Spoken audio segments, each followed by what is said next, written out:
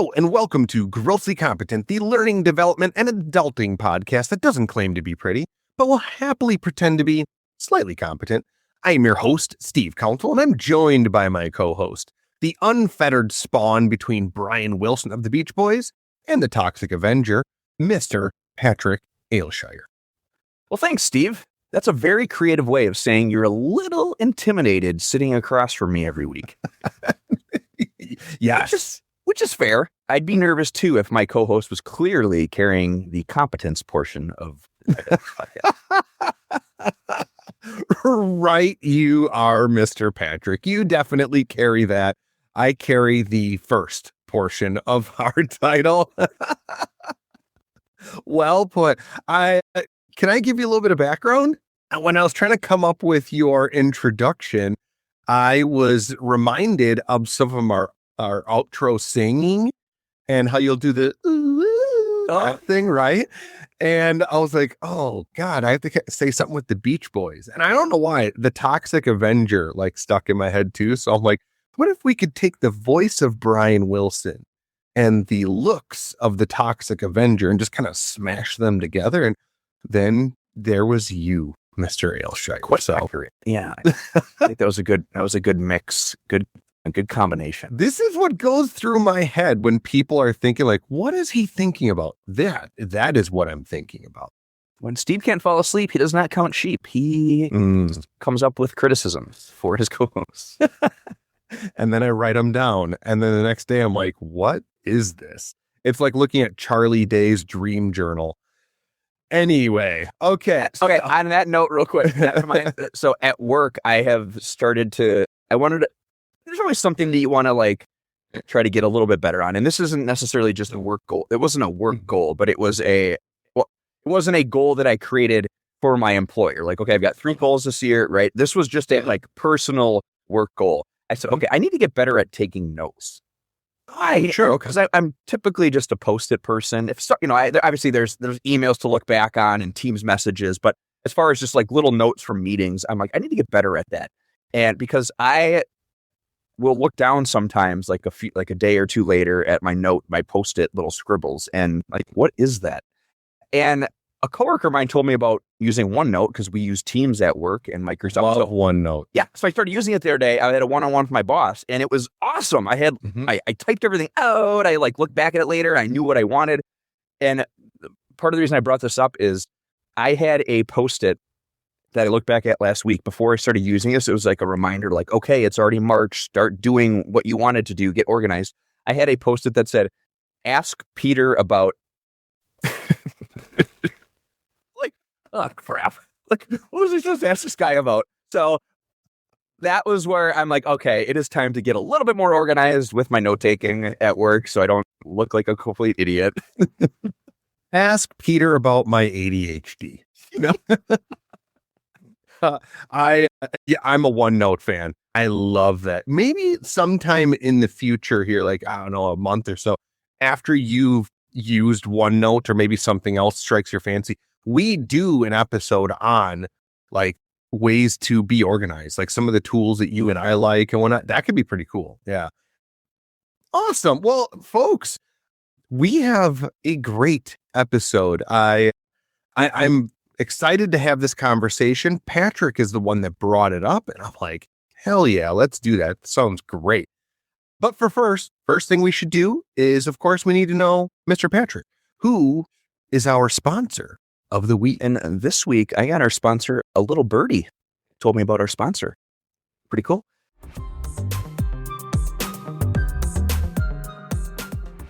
Today's episode is brought to you by standing in the kitchen for no reason. You're not hungry. You're not cooking. You're just there. Standing in the kitchen, buffering in human form.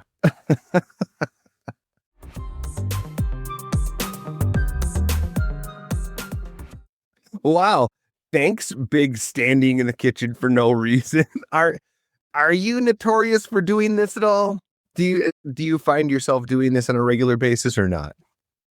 I don't as much, generally because I live in a 565 foot square apartment. So if I go to the kitchen, it's typically for a reason or another. But years ago when I was in a different space, it would just walk into a room and kind of be like, why am I in there?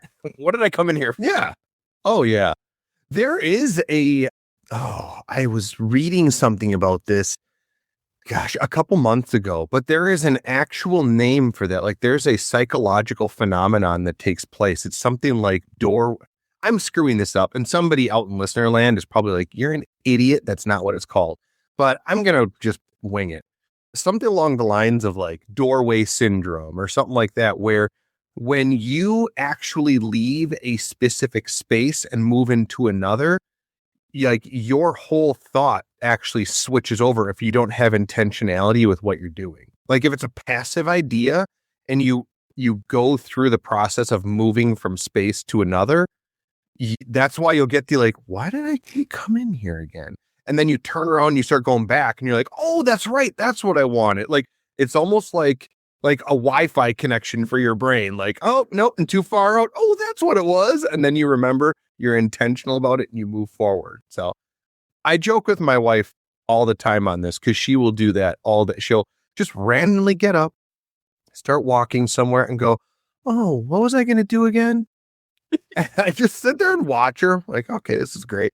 She'll sit back down. She goes, oh, that's right. And then gets back up, starts walking, and like she'll start about to do it. Like, no, wait, this isn't what I wanted to do. It's like, oh gosh. Oh heavens. Okay. Not to say I am the pinnacle of perfection. My God, I do plenty of ridiculous things, but I feel like I catch her on it more than she catches me. But maybe I'm just, no, is what it is. Sure. Patrick, I have a confession to make, and I think you will understand how much this pains my soul to admit this. I need to confess it. Did you lock yourself in the bathroom? Oh, wait. No. You looked at an eclipse. Was no eclipse recently? No? Oh, okay. Now this is going to be, I can't believe you're bringing this up on the air, but did you happen to break into my 1996 Jeep Cherokee outside of Boomer's, steal the CD deck, but flipped your way through my CDs and left all of them for me? Oh no, I had paged through that CD visor before, and I did not feel a need. No. I need to give some context here. Okay. I had the distinct pleasure of having a former guest of the show, Jess Cohen.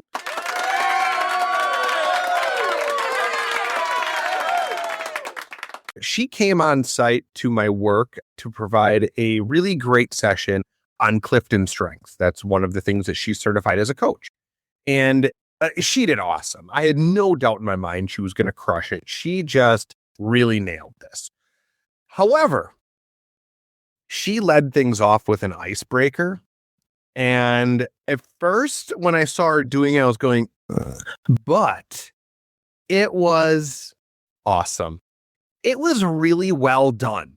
And it was such a simple exercise, too, because this was a group of individuals she's never met before.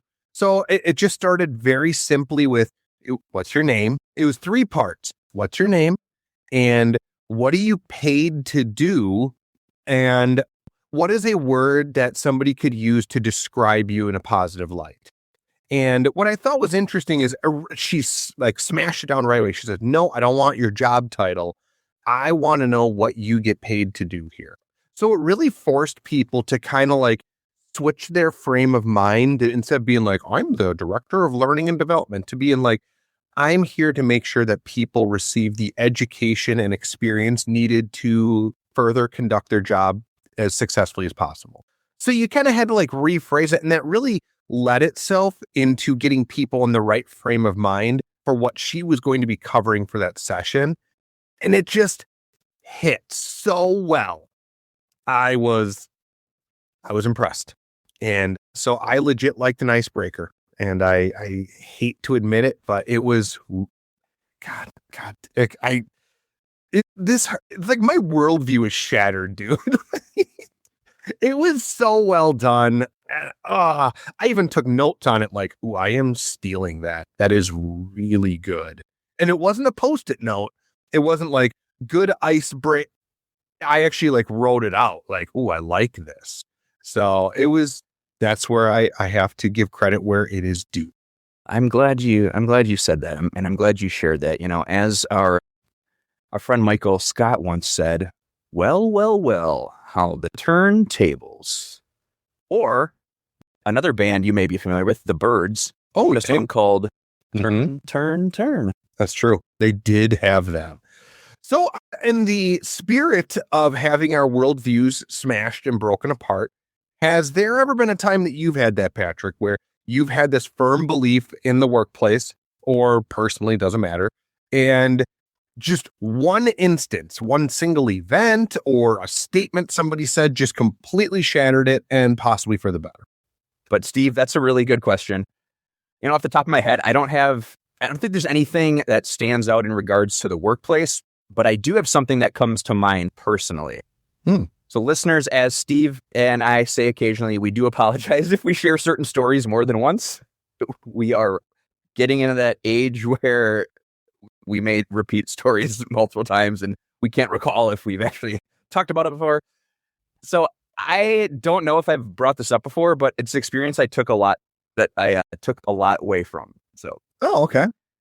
I'm going to kind of do a summary of this so I don't go too much into the weeds, but I was visiting a buddy in California, and unbeknownst to me, he had an idea in mind to make me as uncomfortable as possible to help me get more comfortable. Apparently, it was my New Year's resolution before I even knew about it.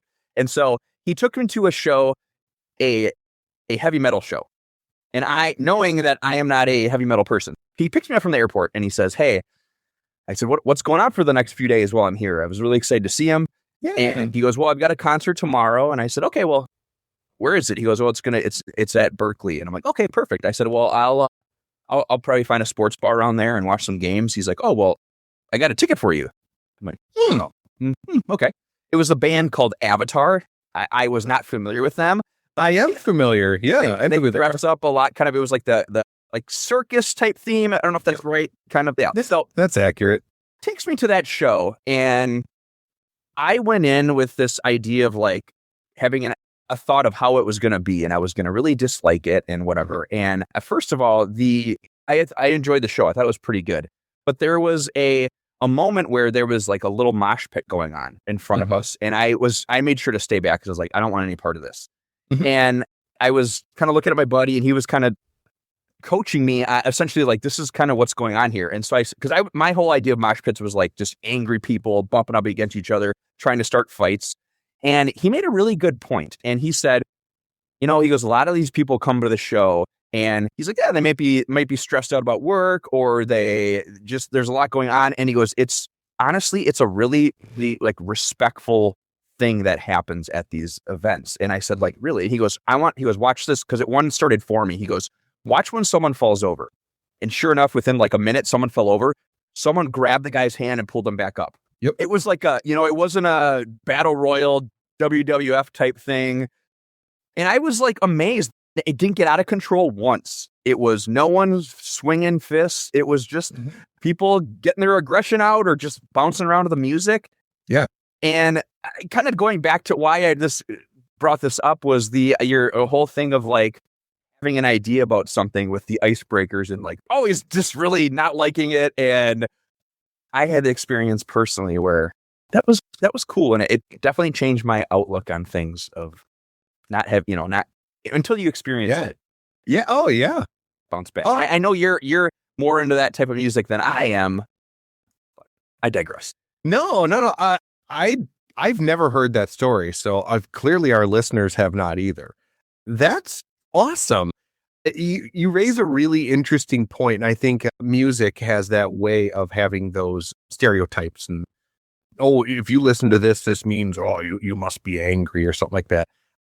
I agree with you in that it's us in the circles call it mosh pitiquette, where there's an actual like etiquette to it. And those that don't abide by that get ejected relatively quickly. It's pretty interesting. It's like its own social microcosm. I now sport a shirt that says I used to mosh, and used to is in the past tense for a reason, because that is a young man's game. Yeah, right. Yeah, But oh yeah, in my teens and 20s, oh yeah, I'd have been out there with the best of them doing the body surfing and everything else. But yeah, that's fascinating that you had that experience. Seriously, that's pretty incredible. it was cool. It wasn't an Eagles concert or anything like that, but it was, Yeah.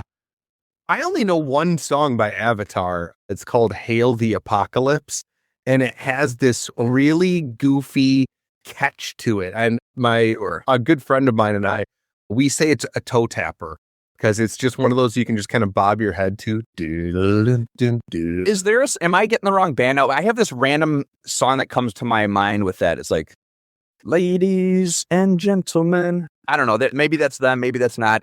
I have this. It very well might be. Because, I mean, when I say I know one song of theirs, it's not like I've heard other ones. It's just this one song happened to come on when we were on our way down to Chicago for an AC/DC concert, like, God, 10 plus years ago.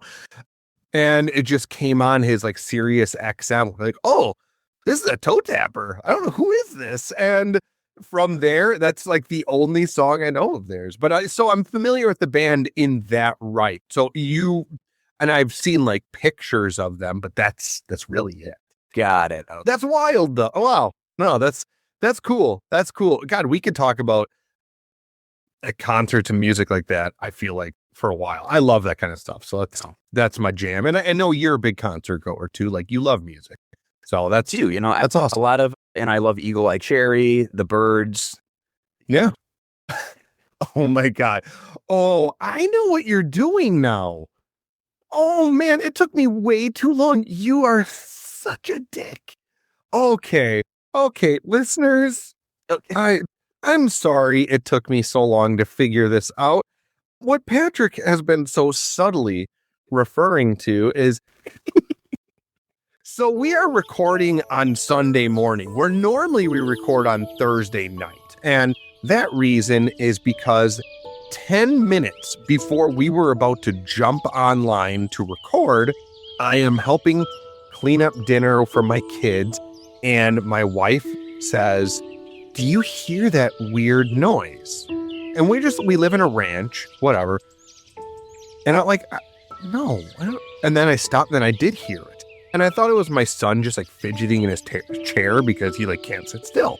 Like, it's just Huck moving his chair, dude. Like, just, and she goes, no, because as soon as I said that, he just stood up, and then we heard it more.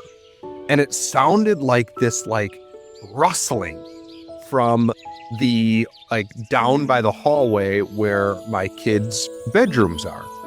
And my thought is, oh man, is there an animal? Like, what's going on? Like, is there something on the screen? I don't know. So I start watching. My wife's like, you need to go check it out. I'm like, okay, fine. I'll do it. That's cool. So I walk over there, and of course it's dark, right? So I flip the lights on, and then I hear it again, and it's really loud coming from the bathroom that's right next to my kids' bedrooms. And I'm like, what is that? And it just like almost sounded like a lot of like scratching and movement that was going on. Yeah. Now, some listeners out there may or may not know this, but I was in the pest control industry for like 12, 13 years. So hearing these kinds of things, I can typically know the difference. Like, oh, that is just like nothing, or no, that is a full-fledged animal. Okay. Mm-hmm. So I hear this noise again. I'm like, oh no, that there is something in the vent, like that's going into the bathroom, because it would like stop and then it would start up again, like really like wah, wah, wah, wah. But I didn't see like anything on the floor, nothing. So I'm like, what is happening? So I'm trying to figure it out. I'm using a flashlight, I'm trying to look in there as best I can. I don't see anything. And my wife, it was a smart idea, she called my neighbor, who happens to be in the HVAC industry, and is like, hey, would you mind just helping Steve try to figure out what's going on there? She's like, because I'm not helping him with this. Like, I am not, if there's something that falls out of that vent, I am not catching this thing. Yeah. I'm like, oh, what the hell? And there's a tried and true trick. So folks, I promise you're going to walk away with something. Okay. And that is, there's a little trick that pest control specialists will do that we teach them. And that is, if you hear something in the wall and you're not sure if it's like an animal or something like that, if you knock on the wall and it stops upon you knocking and then resumes again, that is a vertebrate, meaning it has something that has a backbone. It is something that has a nervous system, that kind of thing, right? If you knock and it just either continues or is just very random, that could be, it's either nothing, like, oh, it's the wind, or it's an invertebrate, like, say, wasps, something like that, right? And the reason being is because vertebrates have a fear response. When they hear something new, everybody typically stops and listens. So I did that, and it didn't stop right away, but it did stop. I thought, oh, what the heck? Like, maybe it is something. Like, it's got to be something. So my neighbor comes over. He helps me dismantle the vent. It was nothing. It was, in fact, it was the wind. It was the wind hitting the dampener, and that's it. That's my story. And I gotta this was like an hour of us like trying to figure this out. We're using blowers to blow things up. Absolutely nothing. Nothing happened. And the craziest part is it stopped as soon as my neighbor came over. Like, as soon as he walked in the door, I'm like, oh my God, it just stopped. And that's kind of like when you go to the doctor and you're like, I feel better. Yeah. This sucks. Yeah. So I texted Patrick as soon as this was happening, and I'm like, I'm sorry, there's a bird in our vent. And he's like, oh my gosh, don't kill the bird. I'm like, I'm so glad your priorities are on key. After like an hour and a half of doing this, he texted me. After about an hour and a half, I'm like, oh my God, I can't believe this was literally nothing. So I send it to Patrick's like, so there was nothing. And he's like, sounds like a story for the podcast. But I thought I was going to get away with not having to explain that. And here I am. God, that sucked. So there we go, folks. Wow. Since we're only about a half an hour in, should we like talk about our topic? Yes, let's do that. Yeah, let's do it. Yeah. All right. So listener land locals, Patrick is the one that introduced this lovely topic, and I thought it was really cool. So, actually, Patrick, I would like for you to do the honors, because this one really resonated with me, but this is your topic and I want you to have all the honors and credit. Sure, definitely. And I would love to just give an overview of the topic itself. We're going to talk about this obviously in the L&D space, but I want to give a broad definition of the topic itself. Stems from more school age and go back to the Wayback Machine when we're in elementary school and things that were taught in school and in high school, etc. So yeah. The topic that we're going to talk about today is the hidden curriculum, which refers to unwritten, unofficial, and often unintended lessons, values, and perspectives that students learn in school, such as obedience, social norms, expectations, culturally specifically. It was formed by a gentleman named Philip W. Jackson in 1968. It shapes student behavior and reinforces social hierarchies.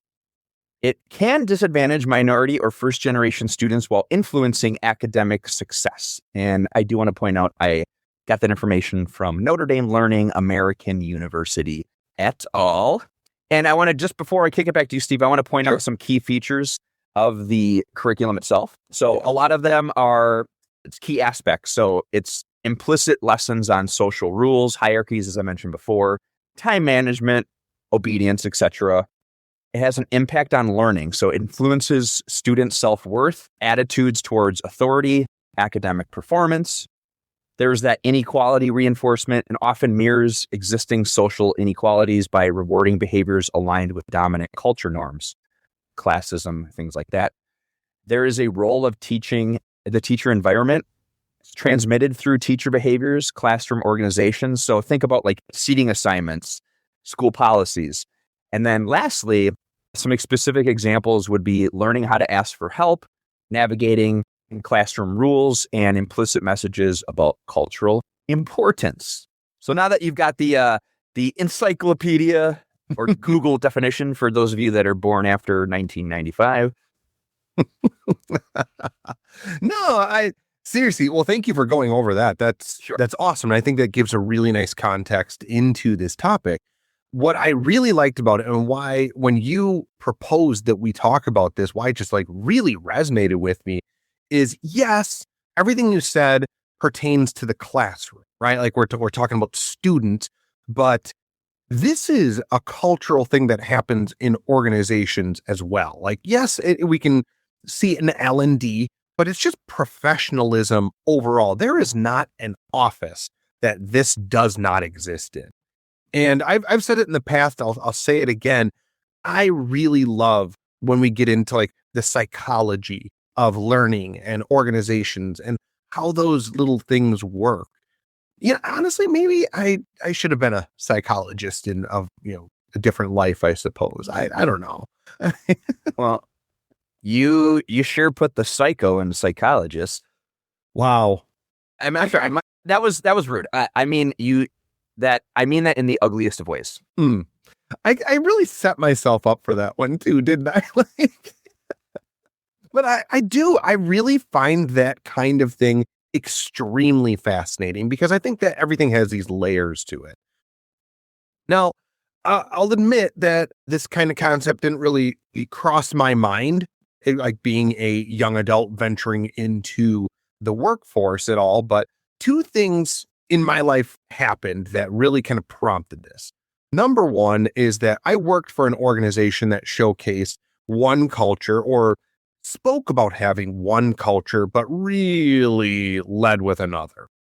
And the second thing is that I learned more about these kind of unwritten concepts as it pertains to the culture of an organization through being a TKI certified individual in conflict management. So one of the things that they talk about in there is how culture really helps shape how individuals manage conflict in the professional environment.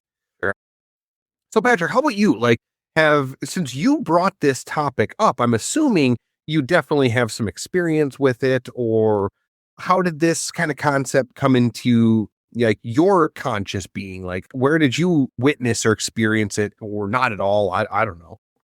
Yeah, and it's interesting that it's not something that I've thought about it in terms of what are some more topics as we've hit our quarter century mark of episodes and hit that special last week, and like, okay, what are some things that we can continue to maybe revisit or to talk about for the first time and expand on? And that's kind of where the thought and the idea came from. Now, as far as my work experience, I don't know anything as current in my current position, but I could definitely come up with some examples of what life was like in school as a student and even a classroom teacher. And I never really understood when it was happening as a student or a younger person, but it seemed to make a lot more sense as an adult when I look back. Case in point, when I was a teacher down in Austin for just a semester down there back in, let's say 2015, maybe, I was teaching elementary school, but their history books were just a smidge different from what the content, from what I learned up in a student in Wisconsin. I don't want to go too far into the weeds here, but I do recall some information in these Texas textbooks.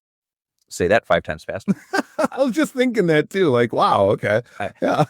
That when the topic broached the Civil War, it wasn't exactly what I remembered learning as a child. And then, no way. Yeah. And as a side note, total quick little soapbox here. Yeah. They have their own Pledge of Texas. Did you know that? Wait, like the Pledge of Allegiance. Allegiance, yeah. But that's the pledge. They have a Pledge of Texas. So really? Give me 30 seconds to explain this one. So I got down there first, week before school starts, you go through all the teacher orientation, stuff like that. And they said, oh, by the way, just make sure you say the pledge every day. And I'm like, yep, Pledge of Allegiance, got it. And they're like, well, no, Pledge of Texas. I said, excuse me? Yeah. So it's basically verbatim, except it's a little change. I pledge allegiance to the Texas, one state under God. Excuse me. No, Texas, I love you. Okay. I love you, but I don't love that. Like, that's so fast. I never knew that. Wow. We're going to have somebody from Texas like, yeah, doesn't every state have that? Again, I lived there for a year and a half. I loved my time down there, but everything's bigger and better in Texas. They love themselves down there. They know it. Okay. They have their own pledge and it's one state under God. And wow. Give me a friggin' break here, okay? Oh, man. Yeah. Huh. Oh, yeah, you learn something new every day. Wow. So, like, I was blown away by the differential of, like, talking about the Civil War. In the U.S., you would assume that everybody can be uniformly taught that, but I suppose southern states probably have a bit of a different curriculum. Like, exactly. And again, we won't go full boat into that, but no, yeah, a little different a take on, like, from our vantage point, Sure, yeah. But what really fascinates me, even probably more so than that, is this Pledge of Texas. Not because it's just so unique, at least in my opinion, that I think it lends itself to that culture shift, right? Of like, it's starting to lay that foundation for students to be like, yes, you're a part of a greater nation. However, you yourself are individually special because of where you are right now. Like, it's this implicit kind of culture thing. That's really fascinating to me. And that kind of ties in. This is going to be a little goofy, but because I'm going to pull out of the classroom setting and kind of go more towards the organizational standpoint. Yeah. And I'm going to tap into the Thomas Kilmann conflict mode instrument, which is TKI. That's that certification I was just talking about. Yep. There is a section of that where they talk about written and unwritten cultures or rules of cultures of organizations. And the way that they phrase these is in two terms: strategy structure and reward system. Now, strategy structure is something that everybody listening to this podcast is familiar with. That's the written black and white when you get hired or when somebody tells you did something wrong and they point to a policy. That's strategy structure. Like, you cannot wear ripped jeans and Slayer t-shirt to work. Like, it's written right there, dude. That's just like, it's establishing the foundation of what they want their culture to look like on its face. However, their reward system is the unwritten. It's those things that when you're sitting there with a friend and it's 2 a.m. and you're just chatting it up and they're like, hey, so like, really tell me what's going on at work. And you're like, hey, you really want to know? That's the reward system. Like, that's the unwritten things that happen. Like, it might be, if you want stuff done, you don't go to the CEO, but you need to go talk to Al, because Al is really the one that runs this place, even though the CEO pretends that she does.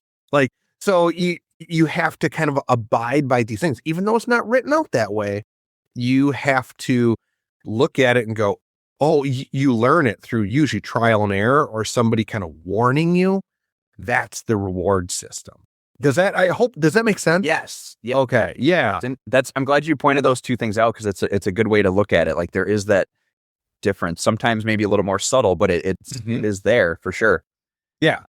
And I want to give a shout out to my organization. This is kind of in that same range. Yeah. So I don't want to jump too far away, but we really, at my organization, practice what we preach, at least from leadership in my department. I don't know if it's like that elsewhere, but the idea is that we have this whole like thing about being authentic, being your authentic self. Be as comfortable as you're comfortable with at work. Okay. So I don't think there's any like gotcha or just kidding when it comes to, let's say, like work-life balance, which I'm a huge proponent of, especially coming from the teaching industry of doing stuff around the clock. In my role in L&D, the expectations are that you work your normal hours, 8 to 4, 9 to 5, and that's that. But now outside of my department, maybe the message does get a little foggy. You know, you and I both are facilitate on topics such as coaching, active listening, delegation, etc. Yeah. If we share that with people leaders or employees and they take that information and do exactly nothing with it, they still treat their employees in ways that go against what the company preaches, then I guess that becomes kind of a misnomer of sorts. Oh, yeah, without a doubt, right? Like that's kind of culture is a very difficult thing to shift in an organization. A much smarter man than I am, which isn't really a high bar, but a much smarter man than I am. He once told me that it takes roughly 3 years for a culture to truly shift in an organization, like from start to finish. And the idea is that the first year is simply just introducing the change itself. And the second year is where the change is actively being employed. And the third year is kind of just maintenance, because by that third year, people have really ingrained it into themselves. Oh, this is the culture. This is what it is. So when you have those things that you facilitate, like on active listening, and people go, cool, I checked the box, I did it. And then they just go back to doing what they were doing. Yeah. There's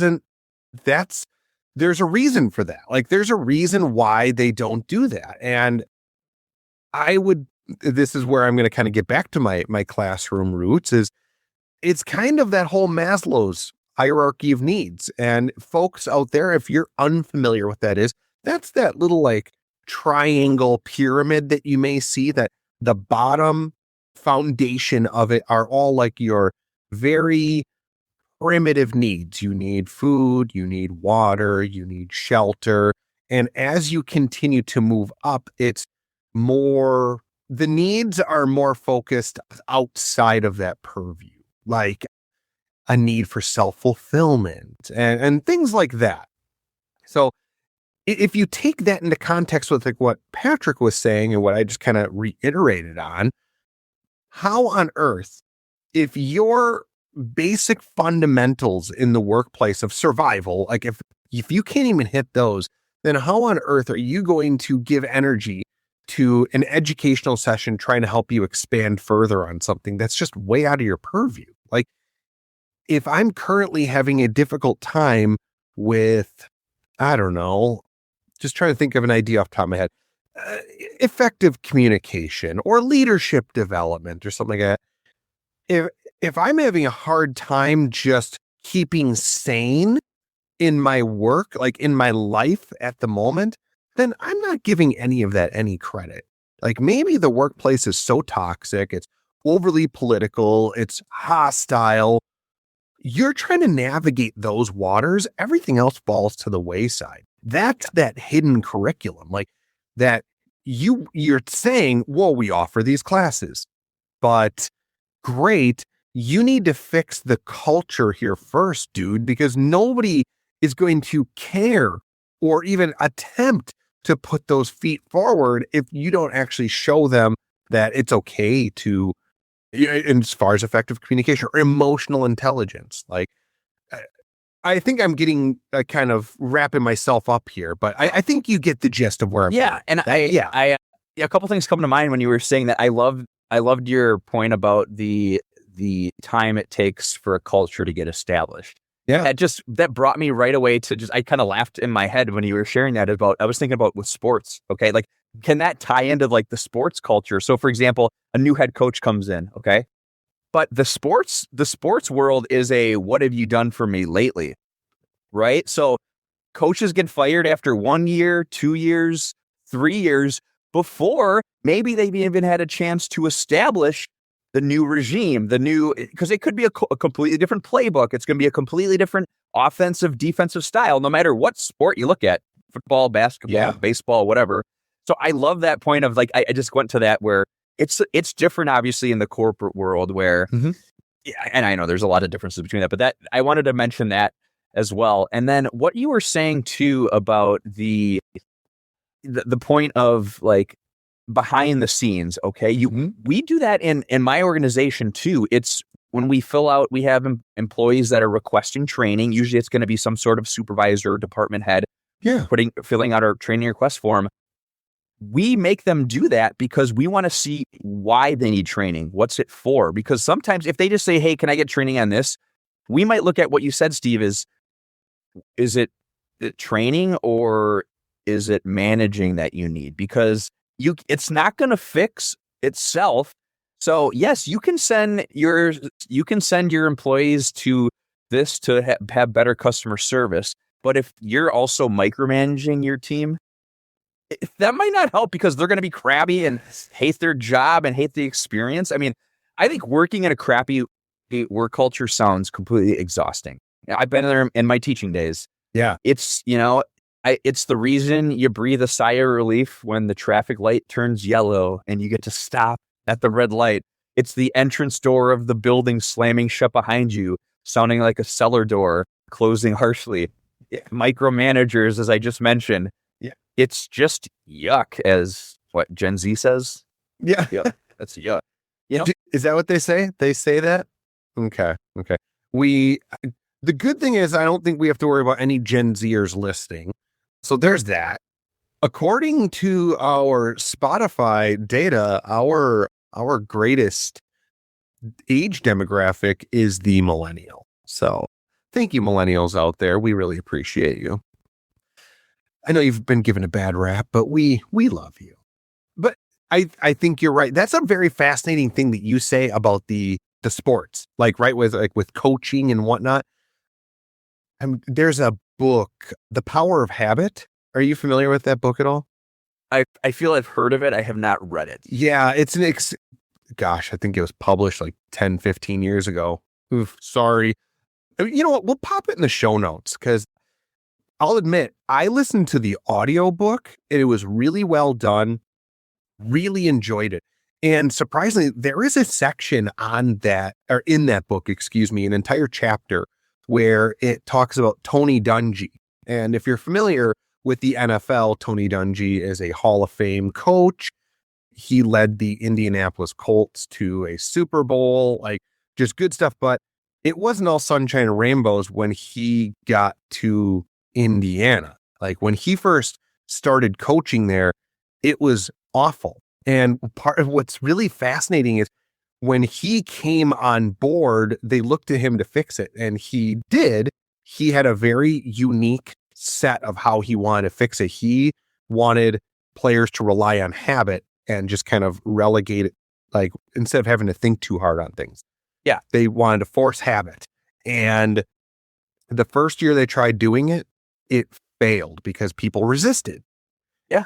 The second year, people finally figured it out and things clicked and it worked. It's a really fascinating story. So listeners out there, if you're an audiobook person, I highly recommend it. Or if you like to have the tangible book in your hand, get the book. It's really good. That chapter is phenomenal. It's such a cool little perspective. But the reason why I bring all that up is you can't fix a culture that doesn't want to be fixed.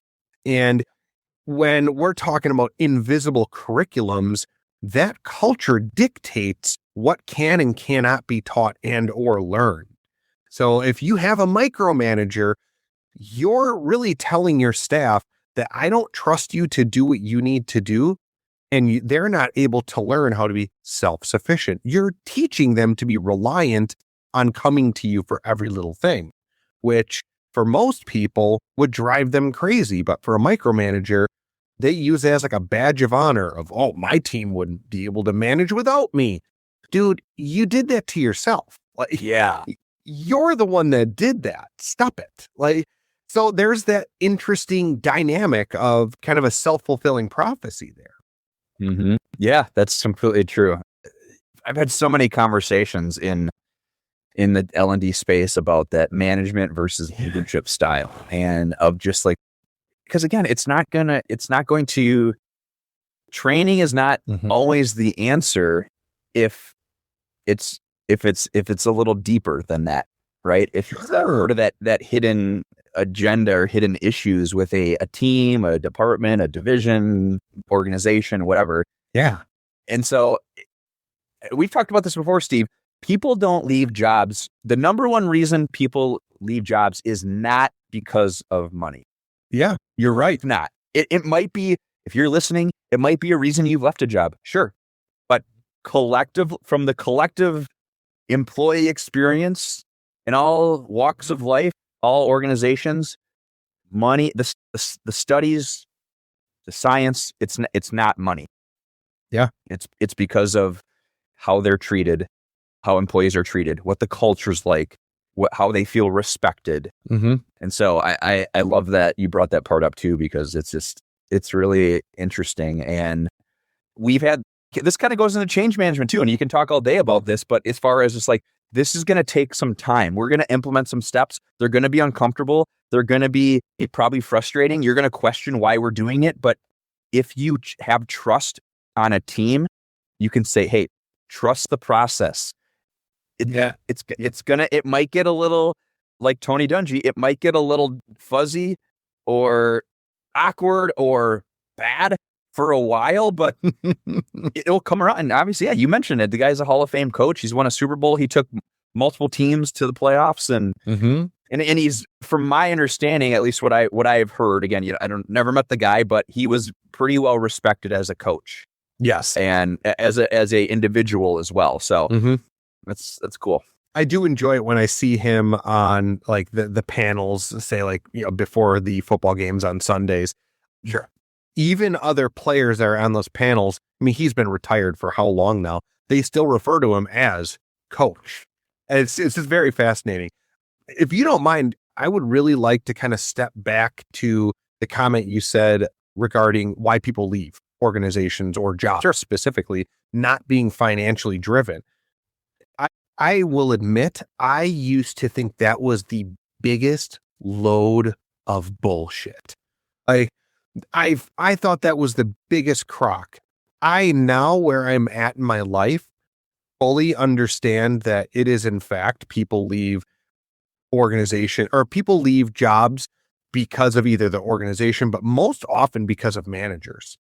And in a weird way, and I know somebody out in listener land is probably going to think I'm full of it or that I'm oversimplifying, but I feel like individuals that believe that people leave jobs strictly because of financial means, they're afforded that because they work in a place that genuinely wants them to succeed by having cultures that kind of further promote them. Does that make sense? Like, it's kind of like once you have officially worked at a place that you're like, this place is a living nightmare, I will take a pay cut to get out of here. That's how you know it's bad. Like, that's where you're like, the money is not an issue anymore. I will eat ramen every other day if I have to, just so I can get the hell out of here. I'll give an example. And I don't think she would mind me saying this. A sister of mine, she worked at an organization, a very well-respected organization, made very good money, was very, very unhappy. And she ended up leaving because her department was dissolved or whatever. She ended up leaving, going to another organization, another very well-respected organization, but very different in culture and values. She took a massive pay cut, let's call it 25% pay cut, and has never been happier. So it is really there is proof in that pudding, and you feel free to ask people that are further along in their careers. You ask them, if you could work at a place that really aligns with your values and your beliefs, like that curriculum, that invisible curriculum aligns with you, would you work at a place like that if it meant you made less? I would be impressed if you had almost a unanimous no. Like most people would say, absolutely, where does this place exist? I want to be a part of it. Yeah. And that makes a world of difference. You know it's bad when maybe I'm speaking from personal experience. I have no idea. But it's bad when your son, who's, let's just say he's 9, maybe, I don't know, something like that. When your 9-year-old son says, "You seem happier." If that is not a damning response to going, "Oh, you noticed it too." Like, boy, you're not hiding it from anybody. And kids don't hold back. So no. yeah. Yeah. So I mean, maybe hypothetically speaking, if that was to happen, that might pull on said father's heartstrings a little bit. But I think if we walk away from this topic, kind of making sure that the listeners out there take away something, it is do that evaluation. And Patrick, I would love your 2 cents on this too, but my takeaway personally of this is just do your own evaluation of the places that you work. Like, if you do not feel that it's fulfilling to you and that you align with the culture and just the values of the organization, that tells you there's an invisible curriculum that's going on that misaligns with you. And being aware of that will help you start to understand, what then do I need in order to feel fulfilled? It's kind of like the end of Office Space, if you're familiar with that movie, where the main character, Peter, is in this 9-to-5 software company. And yeah, Channel 9. Yeah. But he's not happy. He's just not a happy person.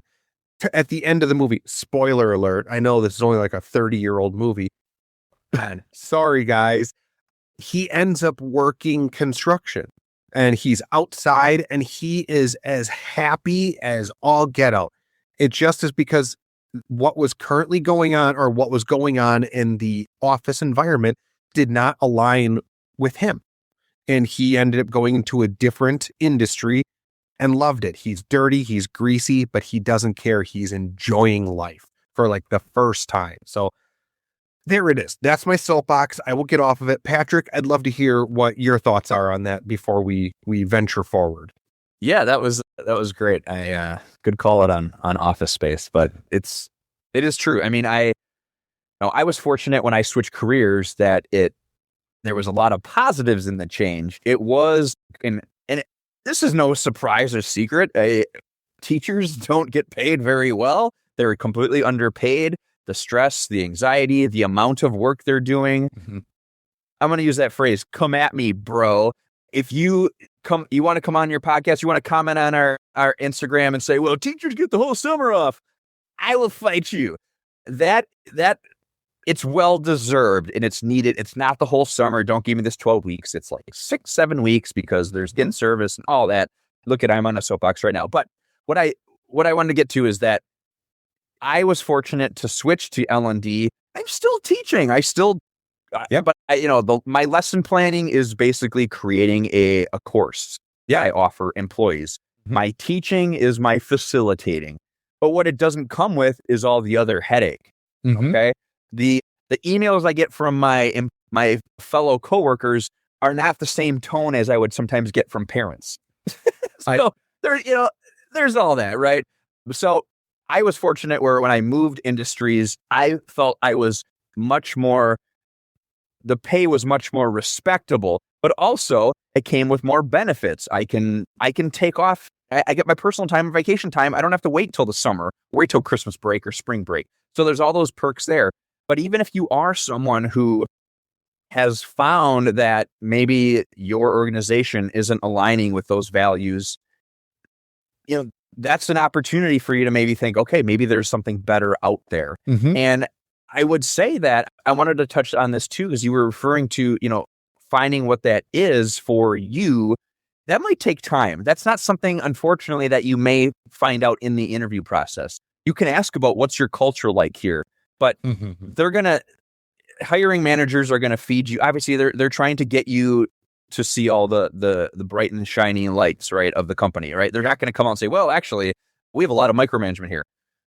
That might take time, but also that's also is a chance for you to ask questions. If you are in an interview and you really, let's say you're at a comfortable spot and you're just like, I'm just browsing. I want to see what else is out there. Maybe there's a better fit for me. And you start to interview at other places.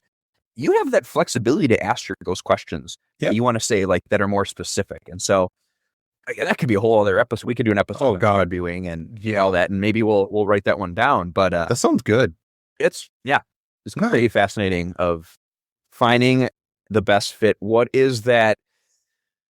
are things really like? You have we know the curriculum of our job descriptions, what our expectations are, but what are really the expectations? What are we really expecting of you? Because we can't spell some of that out on there because we're going to scare people away. Yeah. Well, Patrick,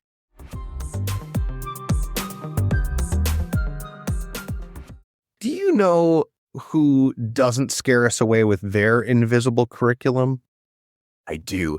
It's a little thing we like to call spinnerisque. Nice. It is indeed. While Mr. Patrick fires up the wheel, I would like to remind our new listeners, and perhaps, maybe, some listeners that have listened previously, each episode we spin the spinnerooski, a wheel of names that might belong to the woman who so generously shoved Mr. Patrick and I into the ugly club all those years ago. And the goal of this is that eventually we'll land on her name so we can thank her properly. All right, Mr. Patrick, are we ready? We're ready. Spin that rooski. Here we go. Who's it gonna be? I love this. Maya.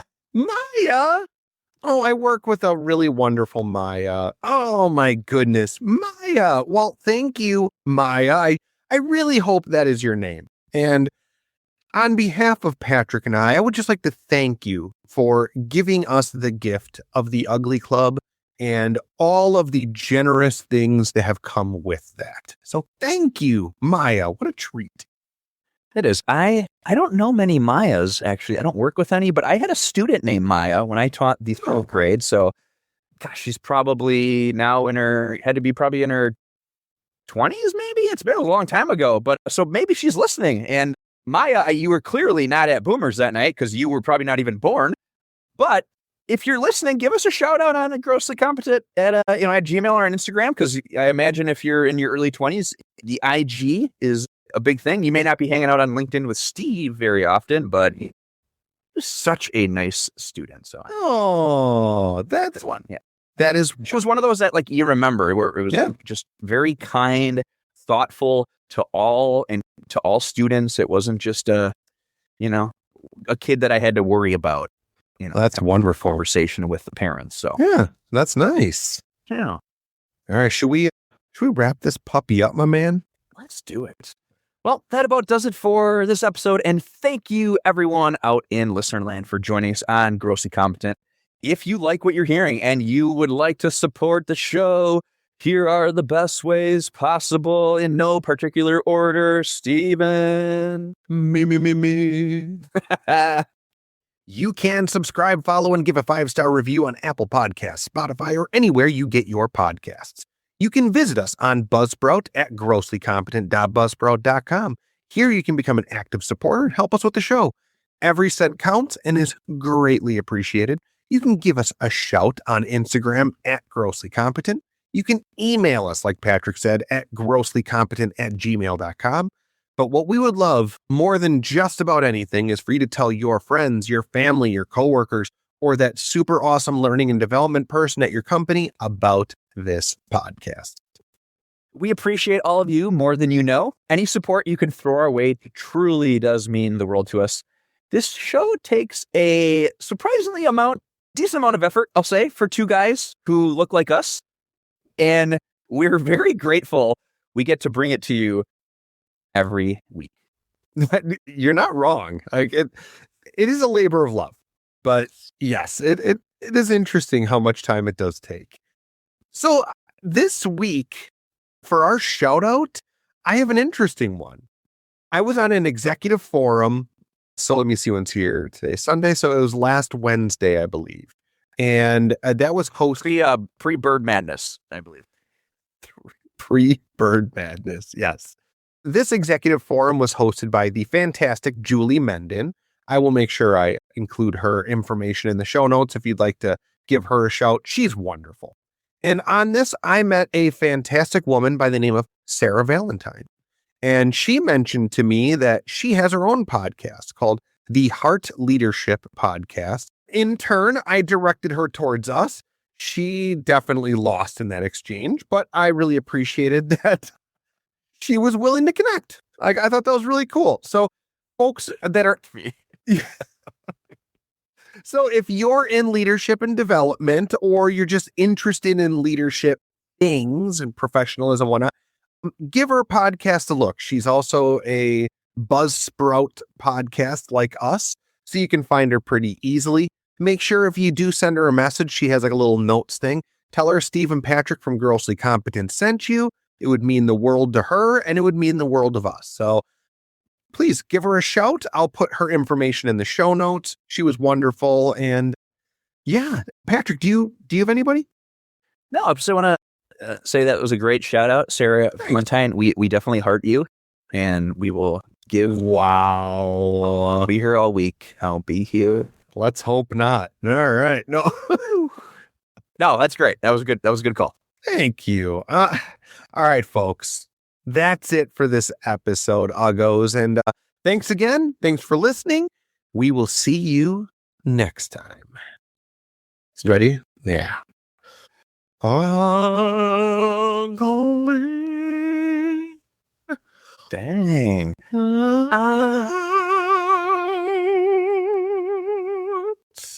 Ugly.